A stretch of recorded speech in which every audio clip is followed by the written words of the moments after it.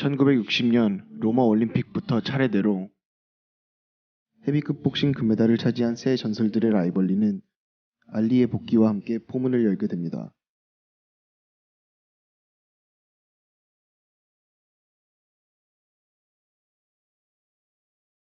알리가 자각정지를 당하고 3년 반 정도가 지난 1970년, 전쟁을 반대하는 목소리가 전국적으로 커지게 되면서 알리에 대한 동정 여론과 지지 여론이 늘어나게 됩니다.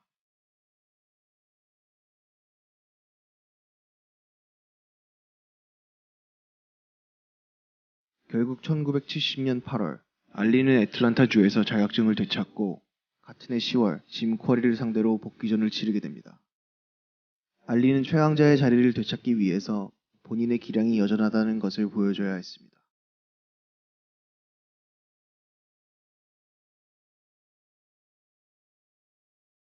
복귀전에서 쿼리를 상대로는 기권을 이끌어내며 4라운드 TKO 승을 거두게 되었고,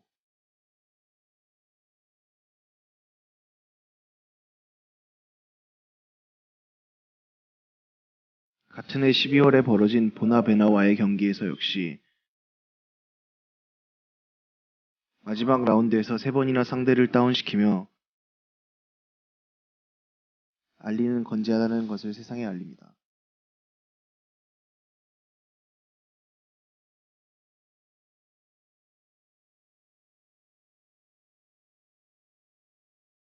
알리의 성공적인 복귀로 인해 세상에는 2명의 최강자가 존재하게 됩니다.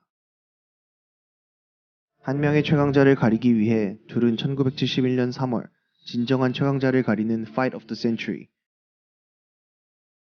말 그대로 세기의 대결을 펼치게 됩니다. 둘의 라이벌리에 불을 지핀 것은 알리의 트래시 토킹이었습니다. 알리는 패배하지 않은 상태에서 챔피언의 자리를 잃었고 그 자리를 프레이저가 차지했다는 것에 큰 불만을 표했습니다.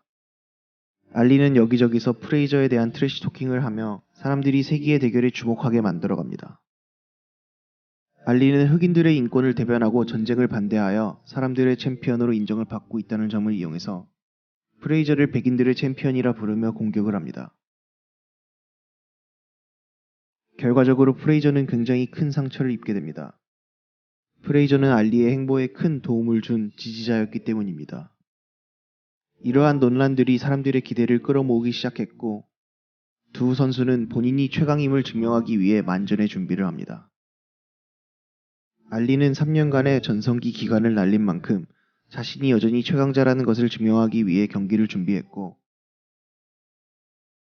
프레이저는 알리의 말은 틀렸고 본인이 최강이며 자신 역시 흑인들을 위해 복싱을 한다는 것을 증명하기 위함이었습니다. 승리하는 자가 모든 것을 가져가게 될 시합이 된 것입니다. 미국의 중심인 뉴욕의 메디슨 스퀘어 가든에서 벌어진 세기의 대결. 이 경기는 35개국에서 생중계되었으며 기자석만 760개 이상 필요했을 정도로 전 세계 모든 사람들의 이목을 집중시켰습니다. 변칙적인 아웃복서 알리와 정통 인파이터 프레이저의 대결은 서로 다른 스타일을 대표하는 경기가 되었습니다. 최대한 압박을 가하는 프레이저와 그 틈을 노리는 알리. 초반은 알리의 우세로 이어집니다. 두 선수의 리치 차이가 만들어낸 결과였죠.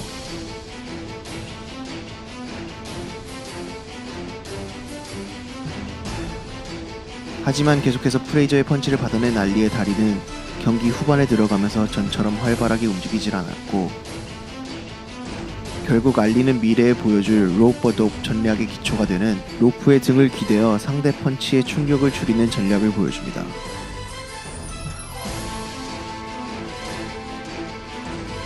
하지만 공백기 때문이었을까, 알리는 11라운드에 다운에 가까운 슬립을 당하게 됩니다. 프레이저의 레프트 훅이 제대로 적중한 것이었지만 어째서인지 심판은 슬립을 선언합니다. 결국 마지막 라운드까지 경기는 이어지고 일찍이 기회를 놓쳤던 프레이저는 라운드 시작 25초 만에 다시 한번 강력한 레프트 훅으로 알리를 다운시킵니다. 역사상 가장 유명한 다운 장면이 나온 것입니다.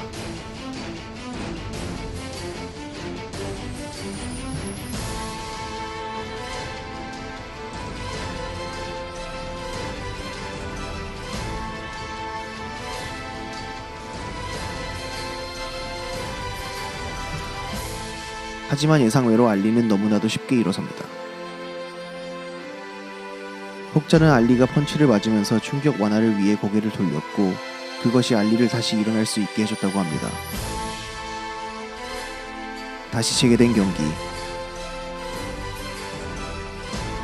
알리는 클린치를 해가며 최대한 라운드를 버티려고 했고 프레이저는 경기를 끝내고 싶어 했지만 그 역시 지친 상태였기 때문에 결국 승부를 가리지 못하고 판정에 들어가게 됩니다.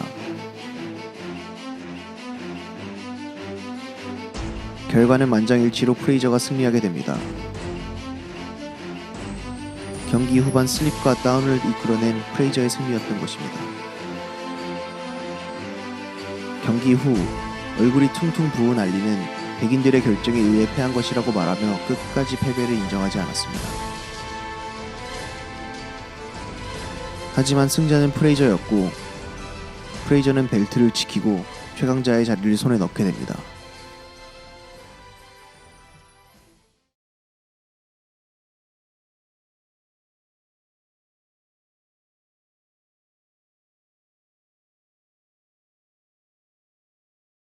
(2년) 뒤인 1973년 알리는 프레이저와 재경기를 가지려 하지만 프레이저는 자신의 상대로 이미 한 번 꺾은 알리가 아닌 무패의 신예 조지 포먼을 선택하게 되었고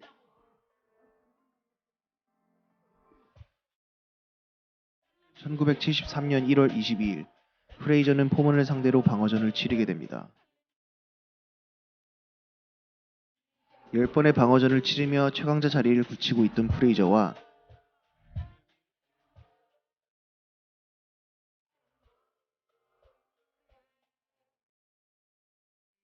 역시나 무패였으며 엄청난 기세로 KO 기록을 세워가던 포먼의 경기.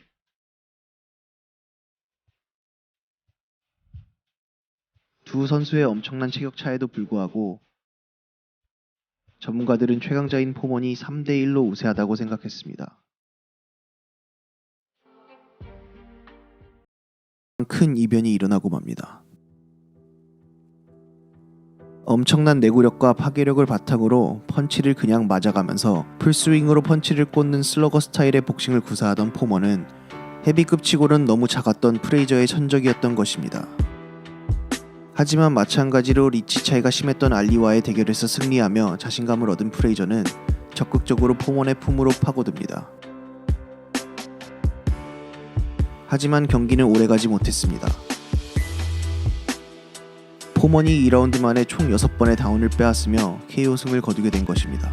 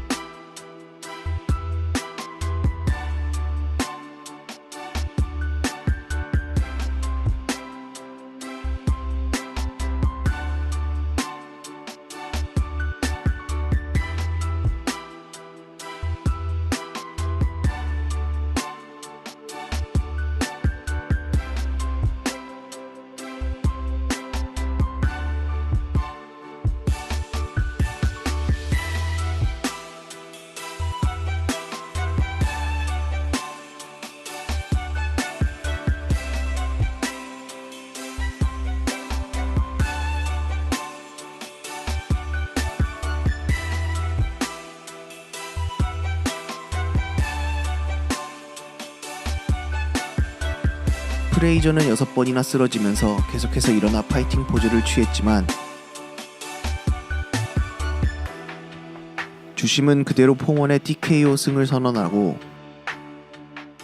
최강자의 자리는 포먼의 손에 들어가게 됩니다. 이제 다시 알리의 차례가 오는 듯 싶었습니다. 하지만 알리 역시 켄 노튼에게 패배하게 됩니다.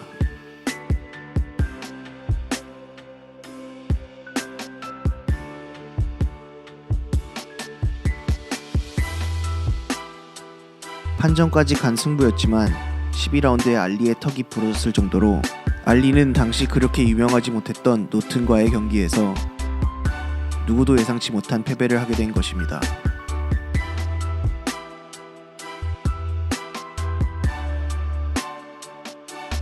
결국 무패였던 3명의 전설 중 2명은 패배하였고 최강자의 자리는 포먼이 차지하게 되었으며 그에게 도전하게 되는 것은 알리를 꺾은 노튼이 될 것만 같았습니다.